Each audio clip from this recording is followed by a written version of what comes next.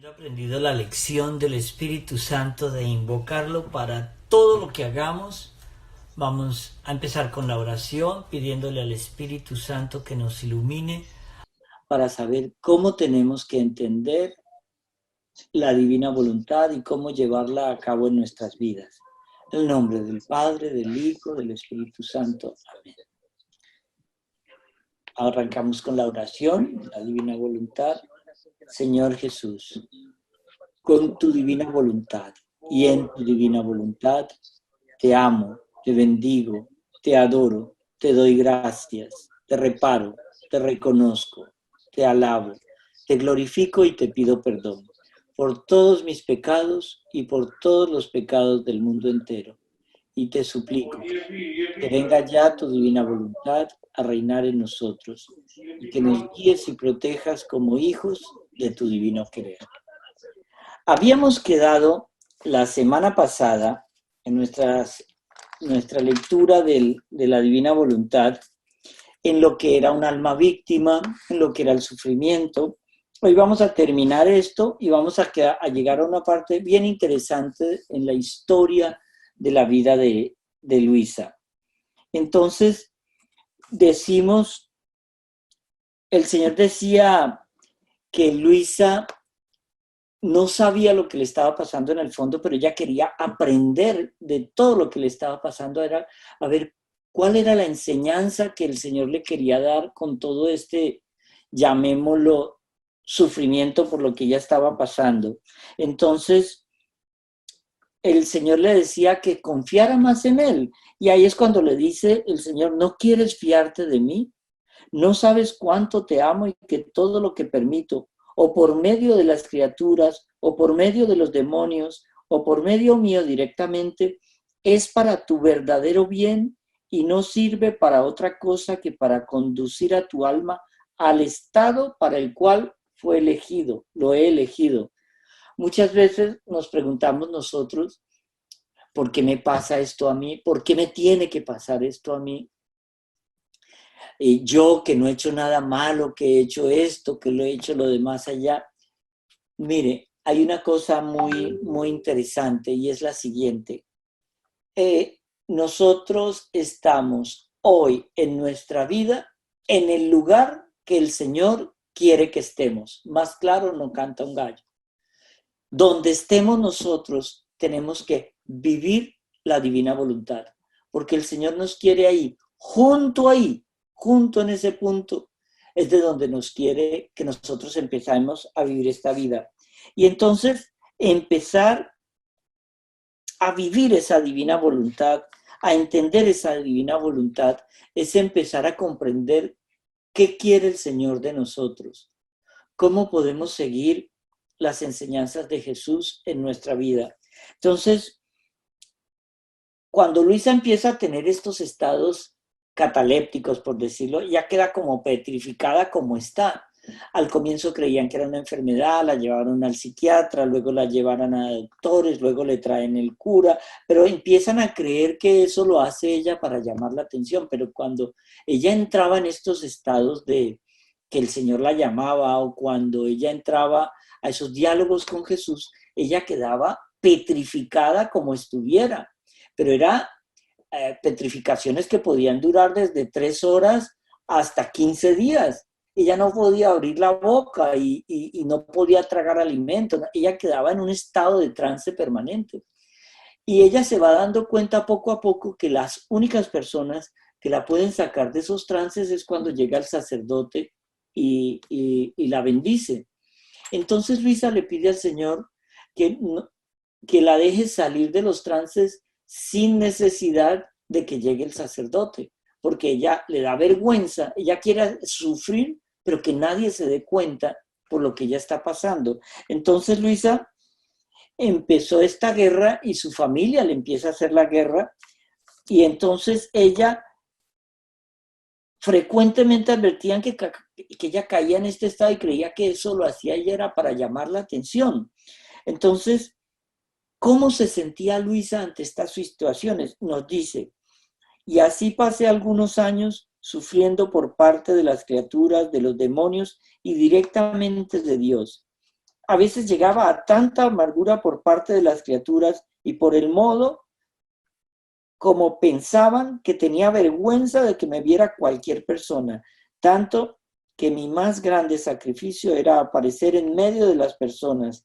Tanta era la vergüenza y la confusión que me sentía atontada.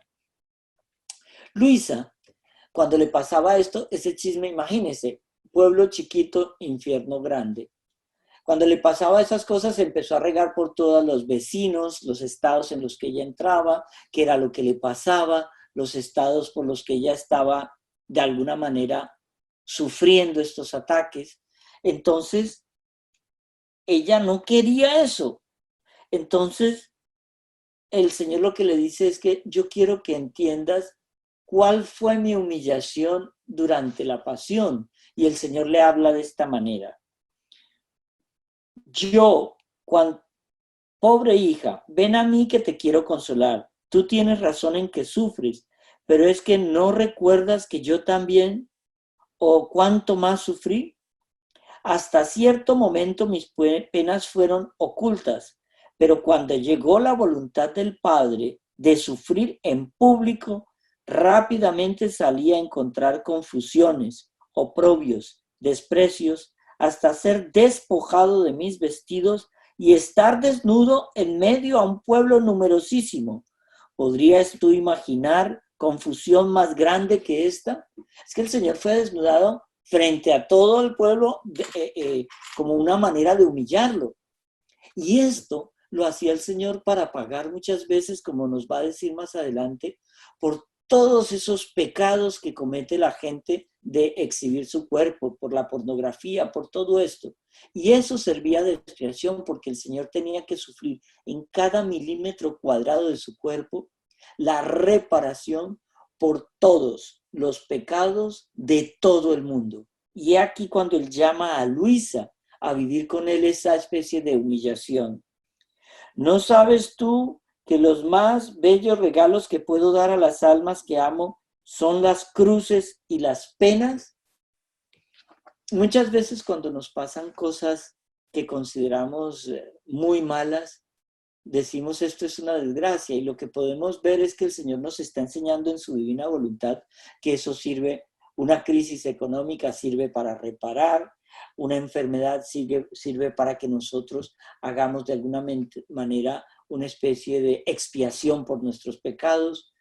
Cuando cogemos nosotros el sufrimiento y se lo ofrecemos al Señor, Luisa nos dice que el Señor lo que quiere es que aprendamos a llevarle el sufrimiento para ponerlo a los pies de la cruz, que aprendamos a sufrir con Él y para ofrecerlo a Él por la reparación de todos nuestros pecados.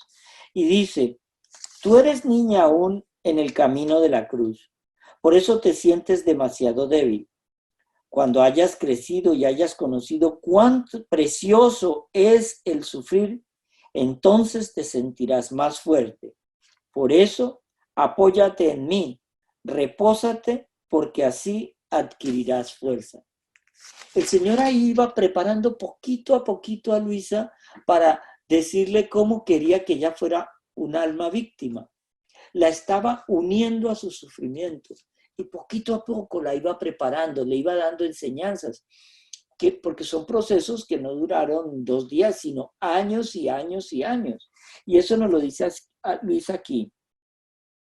Después de que pasé algún tiempo en este estado descrito arriba, cerca de 6 o 7 meses, los sufrimientos se acrecentaron más, tanto que me vi obligada a estarme en la cama. Ahí empieza ya Luisa en su estado de postración. Después de que estuve como 18 días en ese estado de catalepsia continuo, se mandó a llamar al confesor para confesarme. Cuando vino el confesor, me encontró en ese estado de letargo. Cuando me recuperé, me preguntó qué cosa tenía. Yo solamente le dije callando todo, y como continuaban las molestias de los demonios y las visitas de nuestro Señor, entonces le dije, Padre, es el demonio. Ella no quería confesarle la verdad a su confesor porque le daba vergüenza. Y aquí viene como un proceso porque a ella le daba vergüenza porque decía, este confesor es muy santo, este padre es muy bueno, y si yo le digo esto, él va a creer que estoy loca, no va a querer volver a confesarme. Entonces el Señor, cuando el Señor nos manda a hacer algo, mejor hagámoslo, porque es que Él tiene el poder. Después de que el confesor se fue y yo quedé libre, volví al mismo estado de antes, y así sucedía, que pasaba a veces semanas, a veces 15 días y a veces meses en que era sorprendida de vez en cuando por aquel estado. Ella empezó a entrar en estos estados catalépticos, que era el momento cuando ella se comunicaba con el Señor. Pero ella no quería decirle a su confesor. Y entonces, con solo pensar alguna vez en decirlo al confesor, yo creía ser el alma más soberbia que existiera en el mundo si me atrevía a hablar de estas cosas, de que yo veía a Jesucristo, y sentía tal vergüenza que fue imposible decirle al confesor. Pero el Señor también en su misericordia entiende que ella no quería el protagonismo que ya tenía, porque ante su familia sufría, pero sus vecinos tenían el morbo de saber qué le pasaba. Entonces, viene una parte muy linda aquí que dice que la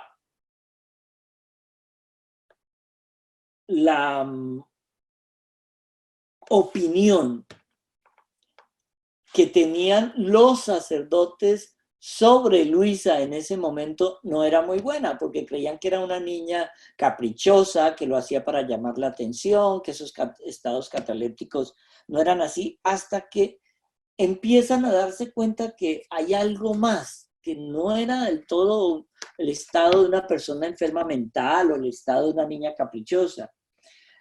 ¿Qué puede decir? Dice Luisa, ¿quién puede decir cuán amargo me resultó este hecho? Que para liberarme de ese estado de sufrimientos se necesitaba el sacerdote.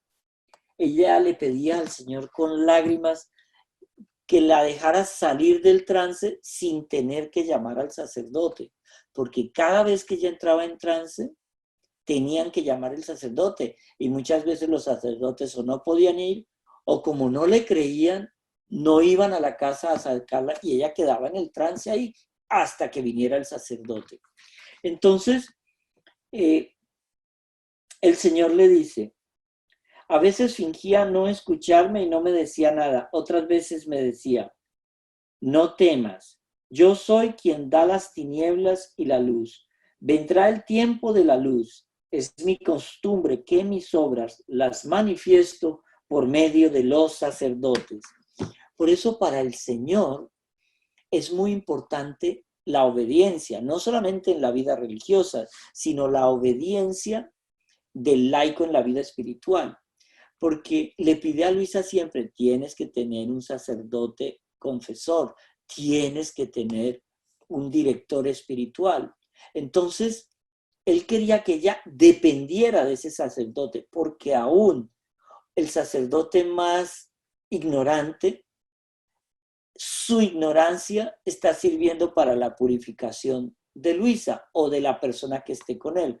Hay veces que el sacerdote puede decir algo en la confesión que al mismo sacerdote no tiene sentido, pero para el feligrés, para la persona que llega a la confesión, es una luz y eso la ilumina. Y eso es lo que quiere el Señor. Eso es lo que quiere que nosotros descubramos. Así pasé 3 o 4 años de estas contradicciones por parte de los sacerdotes.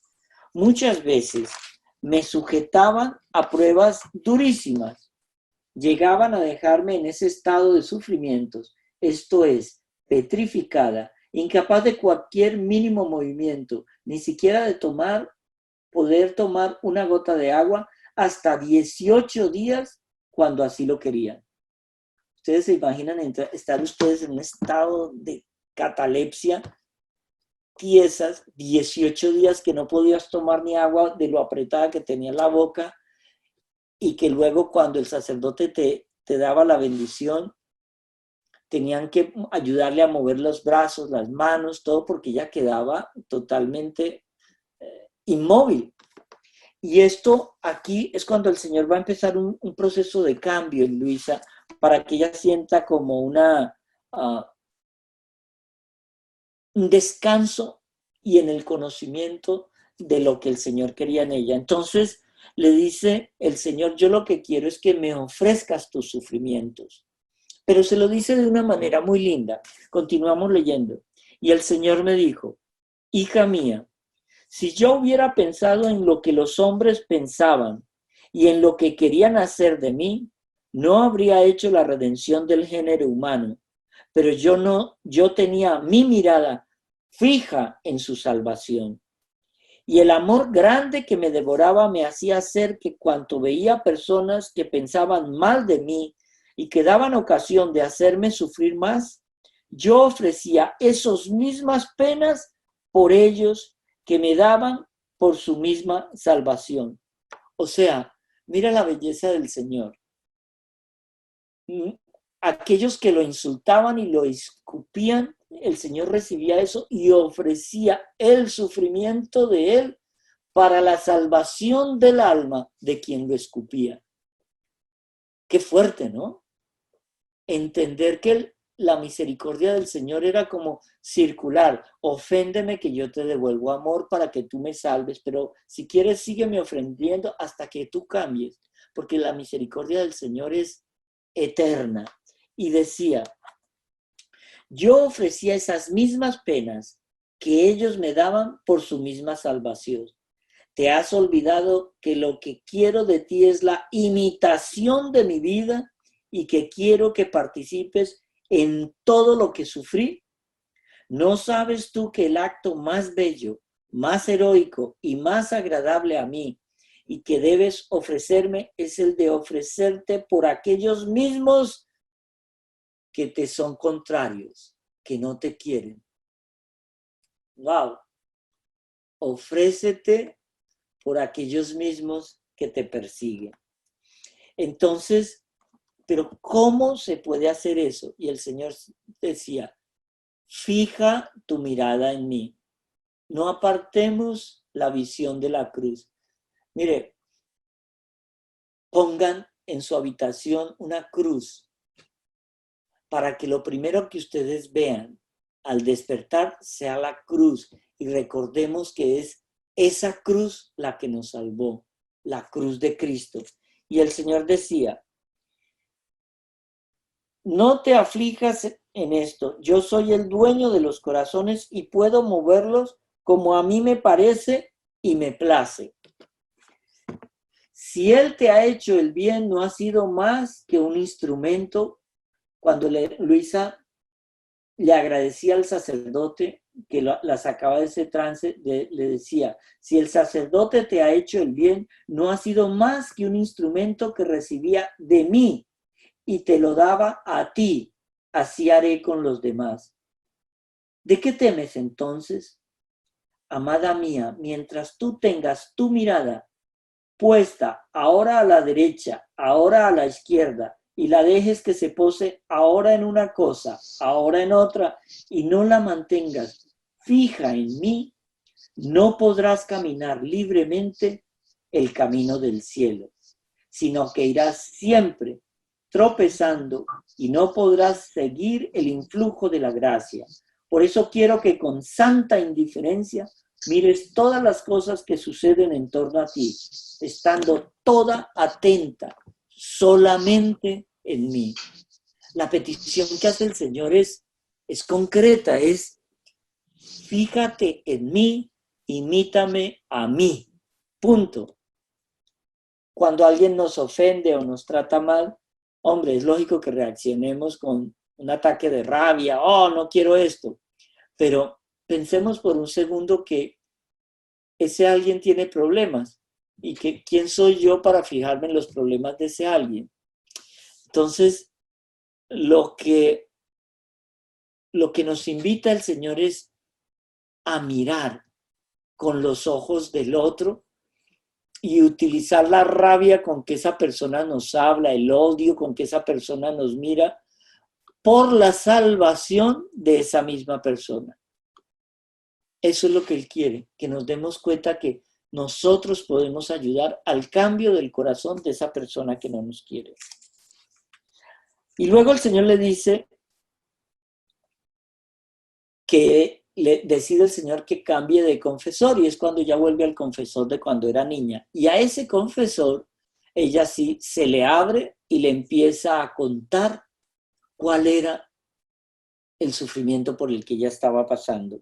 Y le dice: así Jesucristo me empujaba por una parte y el confesor por la otra. A veces me parecía que se ponían de acuerdo entre ellos.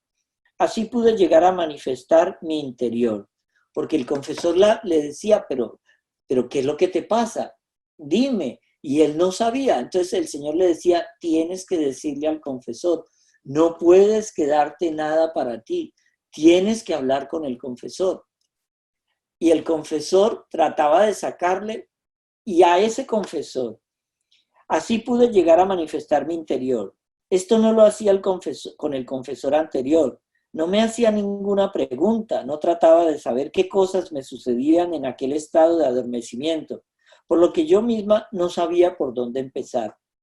El único cuidado que tomaba era que estuviese resignada y uniformada al querer de Dios.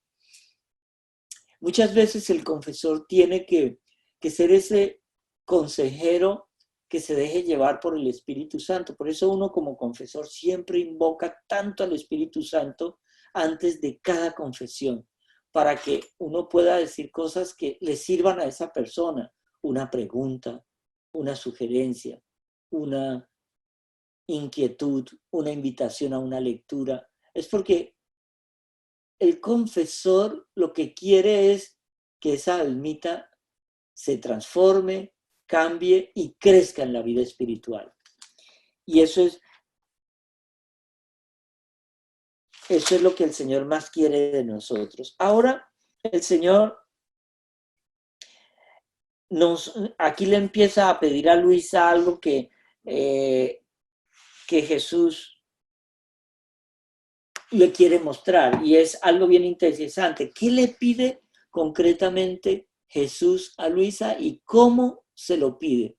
Esto lo quiero leer como siempre textual. Acuérdese que estas charlas es para que todos vayamos descubriendo pasito a paso cuál fue la transformación de Luisa, para que el Señor le revelara en cada pasito qué era y cómo era vivir en y de la divina voluntad. El Señor le dice, precisamente esto es lo que quiero. Si tú te ofreces a sufrir, no ya como hasta ahora de vez en cuando, sino continuamente, cada día y por un corto tiempo, yo libraré a los hombres. Mira, ¿cómo lo haré? Te pondré entre mi justicia y las iniquidades de las criaturas. Y cuando mi justicia se vea llena de las iniquidades, de modo que no pueda contenerlas, y se vea obligada a mandar los flagelos para castigar a las criaturas, encontrándote tú en medio, en vez de golpearlos a ellos, quedarás golpeada tú. Solo de este modo podré contentarte en librar a los hombres. De otro modo, no. Y así es como el Señor poco a poco va convirtiendo a Luisa en esa alma víctima y sufriente que Él quería que se convirtiera. En ese estado de sufrimientos, le decía el Señor, purificaré bien tu alma, de modo de disponer a formar conmigo un místico desposorio. Ahí es cuando el Señor empieza a decir que la quiere como en un desposorio místico para unirla a su sufrimiento y unirla a esa revelación que le va a dar. Entonces, es cuando viene ya concretamente la postración de Luisa en la cama y le dice, entonces, cuando pude hablar con el confesor, le dije todo lo que el Señor me había dicho, y como aquella palabra que el Señor me dijo, por un cierto tiempo, sin decirme el tiempo preciso que debía estar continuamente sufriendo. Yo la tomé como por 40 días, más o menos, pero ya han pasado cerca de 12 años que continúo así. Pero siempre sea bendito Dios, sean adorados siempre sus inescrutables juicios. Yo creo que si el Señor bendito me hubiera hecho entender con claridad el tiempo que debía estar en cama, mi naturaleza me habría espantado mucho y difícilmente se hubiera sometido, si bien recuerdo que he estado siempre resignada, pero entonces no conocía la preciosidad de la cruz como el Señor me la ha hecho conocer. El Señor le dijo que se ofreciera, Luisa se ofreciera a sufrir durante un tiempo, pero nunca le dijo cuánto. Y aquí reconocemos, ella pensó que eran unos 40 días, como los 40 días que el Señor pasó en el ayuno en el desierto. Pero aquí ya estamos cuando ya lleva 12 años con este martirio. Y es cuando el Señor ya, ella le dice sí y acepta. Es que no le quedaba de otra, porque el Señor era claro. El Señor cuando la eligió antes de todos los tiempos, como nos elige para cada tarea a cada uno de nosotros. Y aquí el Señor le va a dar una especie de lucidez. Y esto es donde vamos a centrar la charla hoy, que era donde quería llegar. Los diferentes modos en los cuales le habló nuestro Señor Jesucristo a Luisa. Y ella describe 4 modos. Los vamos a analizar uno por uno, porque es el modo como los místicos, muchos de ellos han definido que el Señor les habla. San Juan de la Cruz, Santa Teresa de Jesús, Santa Teresita del Niño Jesús, Santa Faustina Kowalska, coinciden todos en esto. Y dice, pero antes de continuar, por orden del confesor actual, debo manifestar de varios modos con los cuales el Señor me ha hablado.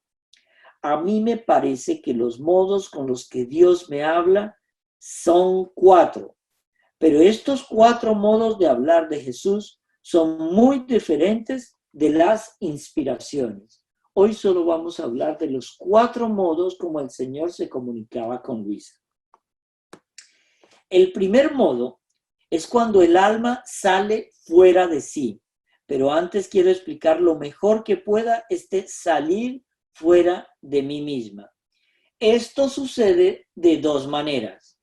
El primer modo es instantáneo, casi como un relámpago, y es tan repentino que me parece que el cuerpo se eleva un poco de la cama para seguir al alma, pero después queda en la cama y a mí me parece que el cuerpo queda muerto y el alma, en cambio, sigue a Jesús caminando por todo el universo. La tierra, el aire, los mares, los montes, el purgatorio y el cielo, donde muchas veces me ha hecho ver el lugar donde yo estaré después de mi muerte. El otro modo de salir el alma es más tranquilo. Parece que el cuerpo se adormece insensiblemente y queda como petrificado ante la presencia de Jesucristo. Pero el alma permanece con el cuerpo y éste no siente nada de las cosas externas, aunque se trastornara todo el universo, aunque me quemaran y me redujeran a pedazos. Es así como se explican los estados catalépticos en los que entraba Luisa al comienzo y durante muchos años. Estos 2 modos tan diferentes de salir fuera de mí misma, yo los he notado sensiblemente porque en el primer modo, debiendo yo obedecer al confesor que venía a despertarme, lo he visto desde el lugar a donde me conducía Jesús. ¿Esto qué quiere decir? Luisa estaba en trance, por ejemplo, y ella trata de explicar. Eso se parece mucho a una de las moradas de Santa Teresa de Jesús. Cuando Santa Teresa de Jesús quedaba en estos estados de trance y tenían que venir las hermanitas a auxiliarla, ella podía haber durado toda una noche en ese trance, pero ella, si estaba con el Señor en el purgatorio o en el paraíso, como define Luisa, ella ya veía salir al sacerdote de la iglesia caminando y el Señor permitía que llegaran casi al unísono para que el sacerdote la despertara y la lección terminaba. Esa es lo que está describiendo aquí Luisa. En estos días que hemos estado hablando en una portal que tenemos también que se llama Manual para Enamorarse, sobre el yoga, la meditación trascendental y todo eso, es diferente cuando el Señor te llama a un estado de entrega a cuando tú quieres anular tu conciencia para que sean entes por ahí que entren en ti. Ese es el peligro de estas meditaciones trascendentales y todo lo que tenga que ver con ritos espirituales orientales. Esto, lo que el Señor está es preparando un alma para recibir unas enseñanzas. Luisa, como la reconoció de alguna manera el padre Pío de Pietrelcina, San Pío de Pietrelcina, lo dijo muy claro. Luisa no será conocida en el siglo XX, sino en el siglo XXI. Y el Papa Benedicto XVI, en el año 2010, cuando hubo el jubileo para la vida sacerdotal, él puso sobre las sillas de los 10,000 sacerdotes unos pensamientos y reflexiones bien interesantes sobre la divina voluntad de Luisa Picarreta y sobre Concepción Cabrera de Armida, de un libro lindísimo que se llama A mis sacerdotes. Y es entender cómo el Señor nos llama de diferentes maneras, pero Él siempre tiene cómo comunicarse con nosotros. El problema es que nosotros no estamos con el corazón abierto hacia el Señor para que Él nos hable.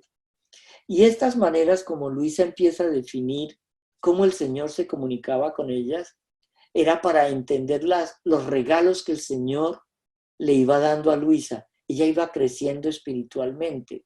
Y cada cosa que nosotros leemos en este libro es para que nosotros también nos apeguemos. Mire, no puede haber una sola tilde, coma o palabrita que se salga de las enseñanzas de la Iglesia y de las enseñanzas de la Biblia.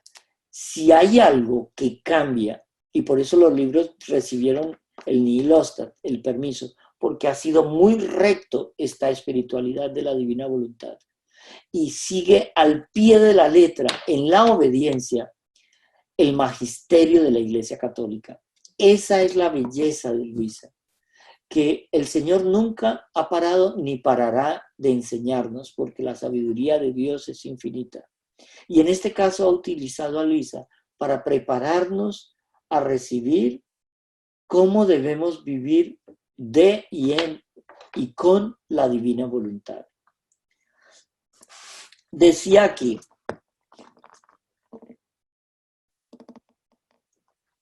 digo la verdad, muchas veces yo veía de lejos al confesor que venía, pero para no dejar a Jesús, parecía que no pensara en el confesor que venía y entonces Jesús mismo me apresuraba a volver con el alma al cuerpo para poder obedecer al confesor.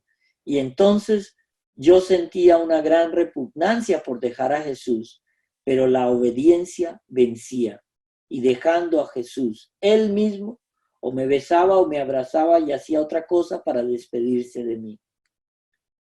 Y yo dejando a mi amado Jesús le decía, voy con el confesor, pero tú, mi buen Jesús, vuelve pronto en cuanto el confesor se vaya. Ustedes recuerdan en la Biblia cuando el Señor lleva al monte a Pedro, a Santiago y a Juan y se transforma ante ellos, se hace la transfiguración ante ellos, que era dejarse ver en su divinidad. Y entonces Pedro lo primero que le dice, Señor, estamos también aquí, si quieres hacemos una cabaña para ti, otra para Moisés, otra para Elías, y nos quedamos aquí. Ya no querían regresar. Es que por eso los santos, cuando se les permite ver el cielo o el paraíso, por un segundo ya se quieren ir. Porque es que la divinidad tiene una dimensión que no podemos explicar con las palabras. Y eso es lo que a Luisa le va a ir enseñando poco a poco. Estos dos modos con los cuales el alma parecía que la saliese del cuerpo. Y en estos dos modos de salir del alma, Dios me habla. decía Lisa. Este modo de hablar, él mismo lo llama hablar intelectual. Trataré de explicar. El alma salida del cuerpo y encontrándose delante de Jesús no tiene necesidad de palabras para entender lo que el Señor le quiere decir, ni el alma tiene necesidad de hablar para hacerse entender, sino que todo es por medio del intelecto. Oh, qué bien nos entendemos cuando nos encontramos juntos. De una luz que de Jesús me viene a la inteligencia, siento imprimir en mí todo lo que mi Jesús quiere hacerme entender. Este modo es muy alto y sublime, tanto que la naturaleza difícilmente sabe explicarlo con palabras. Apenas puede decir alguna idea. Este modo en que Jesús se hace entender es rapidísimo. En un simple instante se aprenden muchas cosas sublimes, mucho más que leyendo libros enteros. Qué maestro ingeniosísimo es Jesús, que en un simple instante enseña muchas cosas, mientras que cualquier otro necesitaría años enteros, si es que lo logra, porque el maestro terreno no tiene potencia para poder atraer la voluntad del discípulo, ni de poderle infundir en la mente, sin esfuerzos ni fatigas, lo que le quiere enseñar. Pero Jesús no es así. Tanta es su dulzura, la amabilidad de su trato, la suavidad de su hablar, y además es tan bello que el alma apenas lo ve, se siente tan atraída, que a veces es tanta la velocidad con que corre al lado de Jesús, que casi sin advertirlo se encuentra transformada en el objeto amado. Dime si esto no es sabiduría y poesía. El Señor decía una palabra a Luisa, una palabra, y era una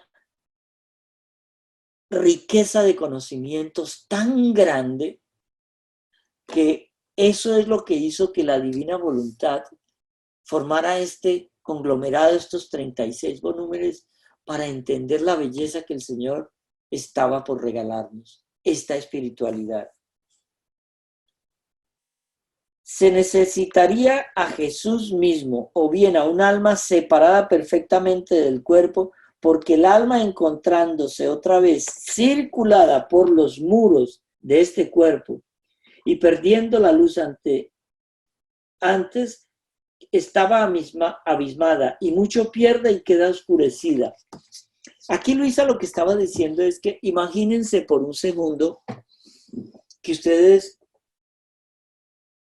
son ciegos, nunca han visto la luz, nunca han visto nada.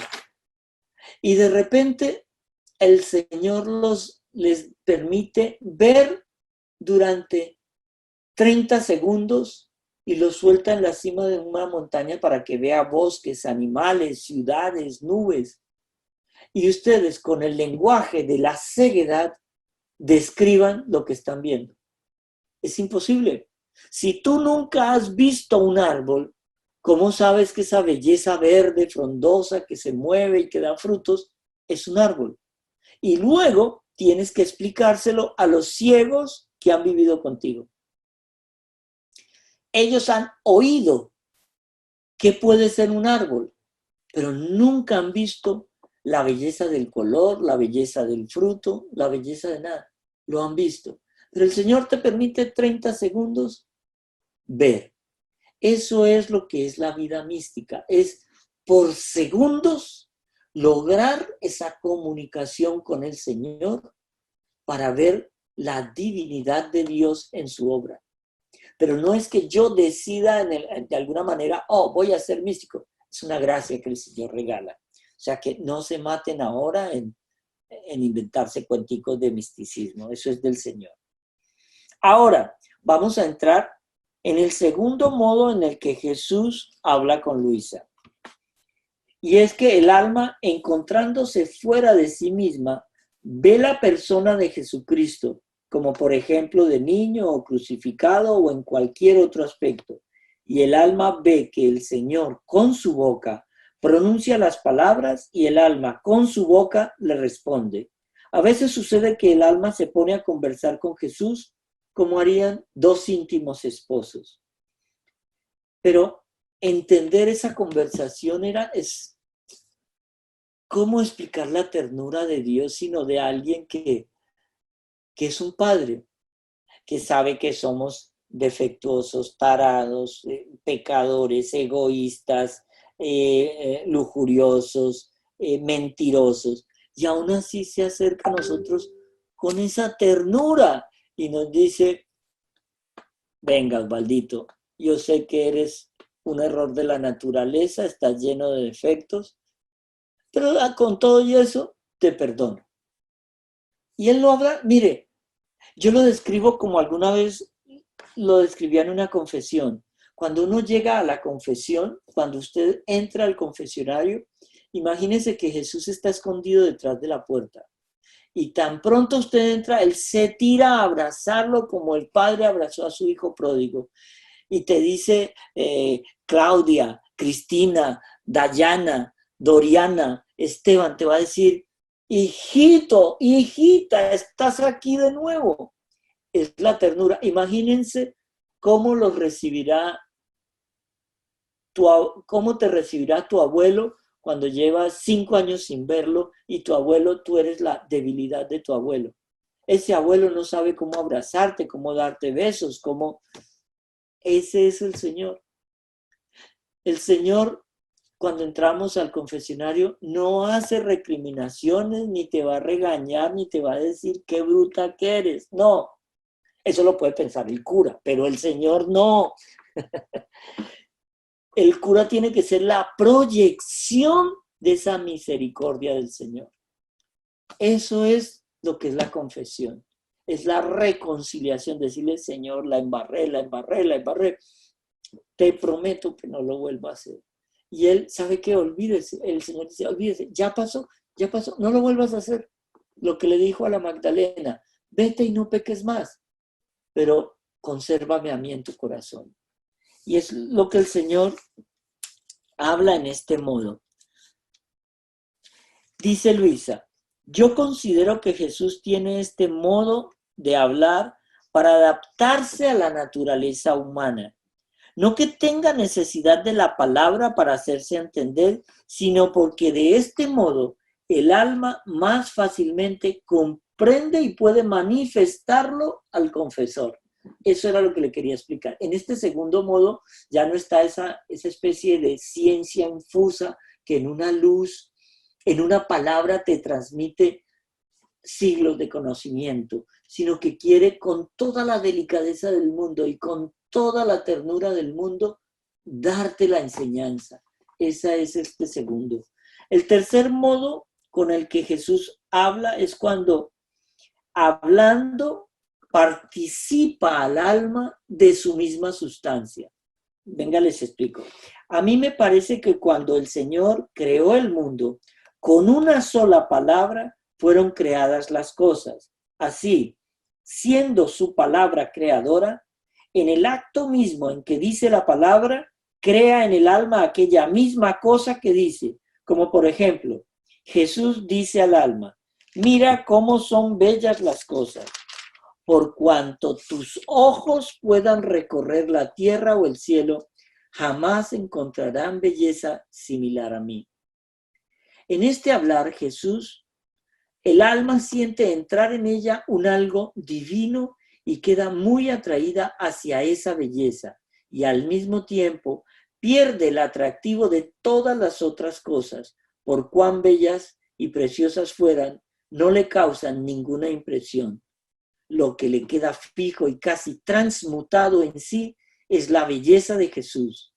En eso piensa, de esa belleza se siente investida y queda tan enamorada que si el Señor no obrara otro milagro, se les rompería el corazón.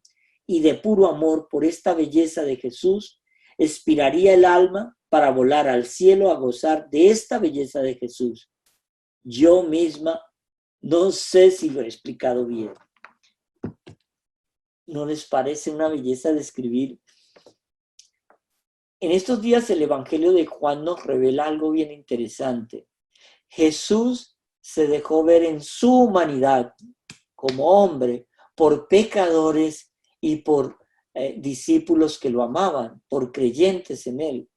Pero ya resucitado, solo se dejó ver por los que lo amaban y los que lo seguían. Porque ver esa divinidad de Jesús es un premio de un corazón puro, es un premio de un corazón entregado totalmente a Él.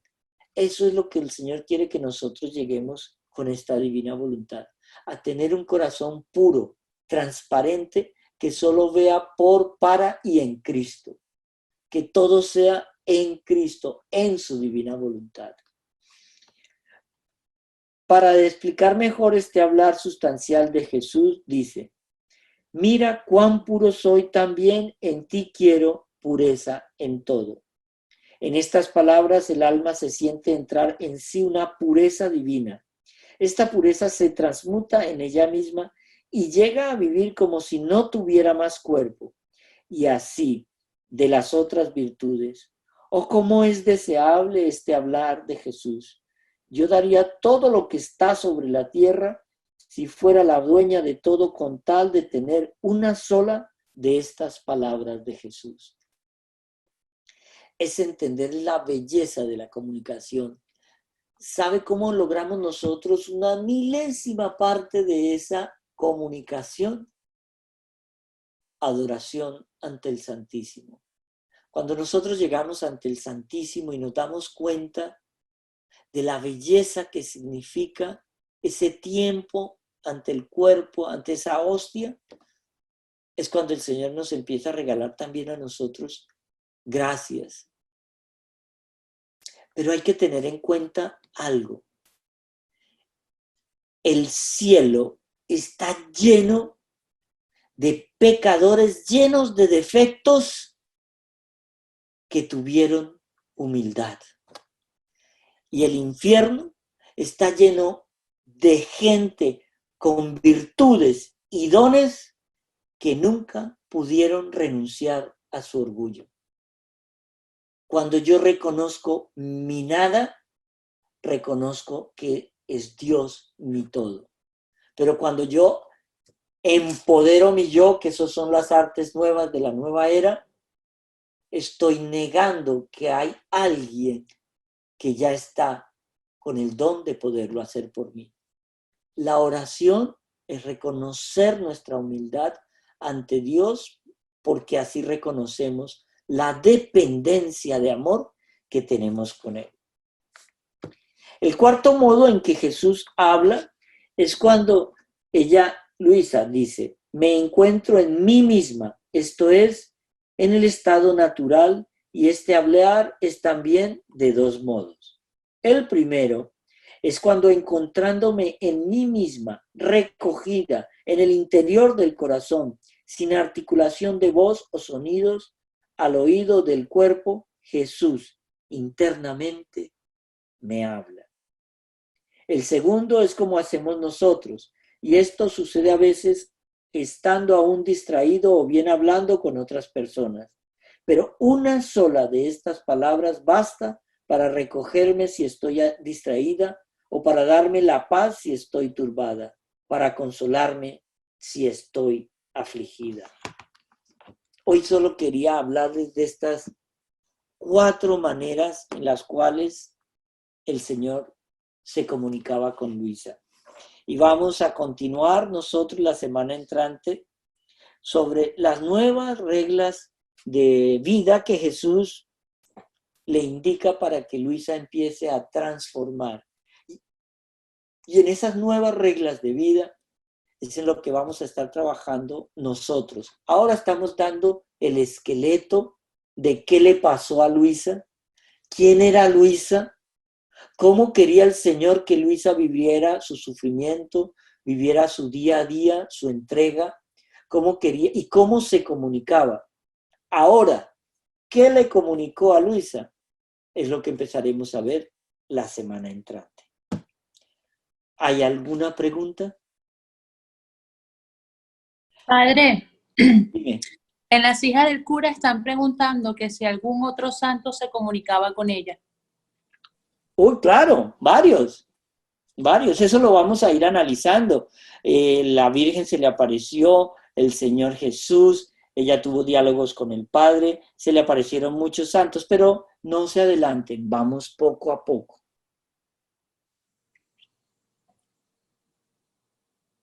En las hijas del cura están preguntando, ¿siempre la iniciativa de comunicarse provenía de Jesús? ¿Ella no lo llamaba también?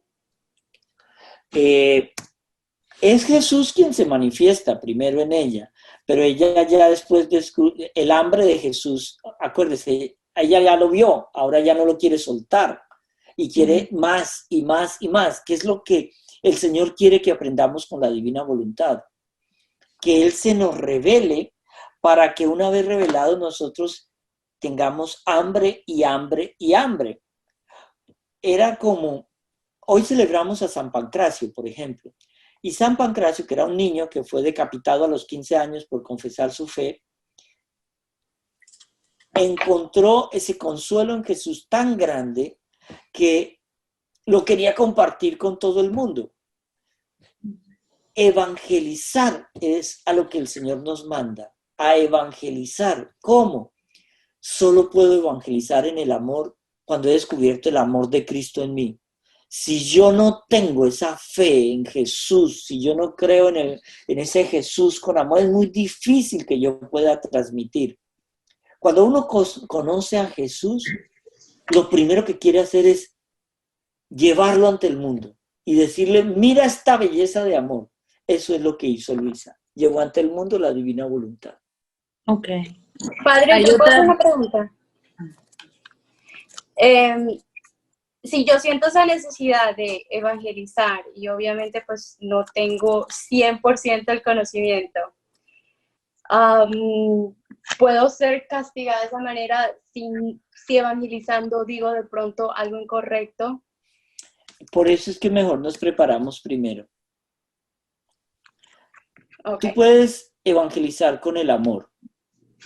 Tú puedes evangelizar siendo un buen ejemplo. Tú puedes evangelizar siendo una buena hija, una buena madre, una buena esposa, una buena abuela. Para eso no necesitas lecciones de teología.